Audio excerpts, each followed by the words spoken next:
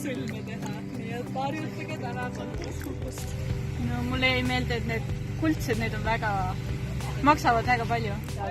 Kõik olid kogu aeg kohal. Noh, Anni ütles, et ta ei saa tulla, seda võib ikka juhtuda.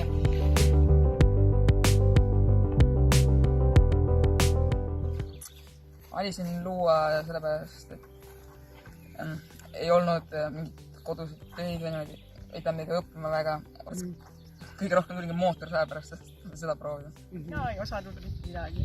Et enamasti olid kõik aktiivsed, et nagu väga palju seda viilimist ei olnud. Olid enne üldse midagi istutanud maha? Ei olnud.